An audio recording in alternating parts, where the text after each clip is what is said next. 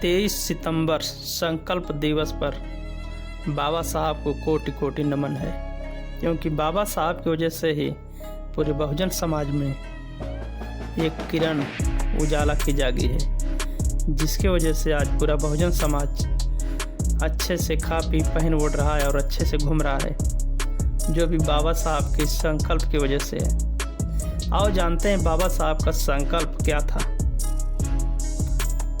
सयाजीराव महाराज के बड़ौदा संस्थान से प्राप्त छात्रवृत्ति के कारण 1913 में बाबा साहब अम्बेडकर उच्च शिक्षा के लिए संयुक्त राज्य अमेरिका के कोलंबिया विश्वविद्यालय में जाने में सक्षम हुए थे।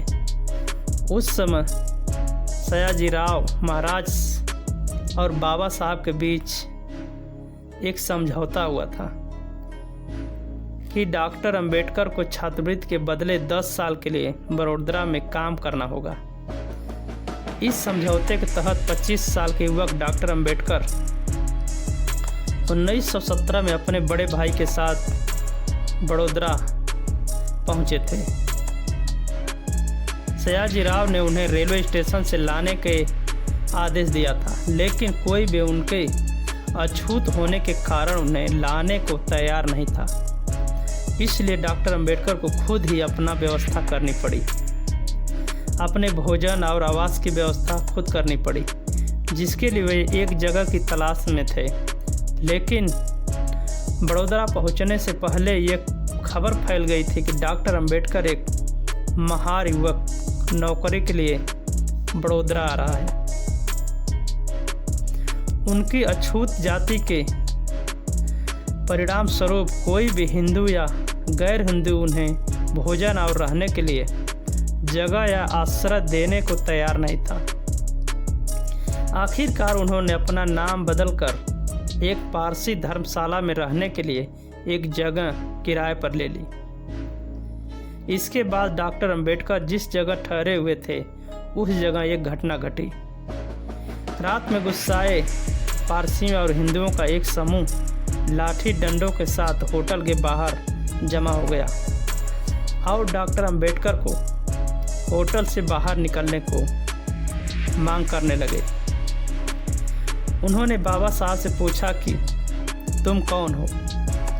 उस पर डॉक्टर अंबेडकर ने कहा, मैं हिंदू हूँ। उनमें से एक ने कहा, मैं जानता हूँ कि तुम एक अछूत हो और तुमने हमारे गेस्ट हाउस को अपवित्र किया है। तुम अब यहाँ से चले जाओ, वरना कहा चले जाओ वरना यहाँ से हम लोग तुम्हें बाहर फेंक देंगे। रात का समय था, इसलिए बाबा साहब ने कहा, रात का समय है इसलिए मैं खुद सुबह निकल जाऊंगा। डॉक्टर अंबेडकर ने उनसे केवल 8 घंटे और रियायतें देने को कहा, परंतु उन्होंने डॉक्टर अंबेडकर की एक न सुनी और उनका सामान बाहर फेंक दिया। आखिरकार डॉक्टर अंबेडकर को रात में ही होटल छोड़ना पड़ा। तब किसी अन्य हिंदू या मुस्लिम ने उन्हें रहने के लिए जगह नहीं दी। उनके पास रात भर रहने के लिए कोई और जगह नहीं थी, इसलिए उन्होंने पास के बगीचे में बरगद के पेड़ के नीचे उदास रात बिताई।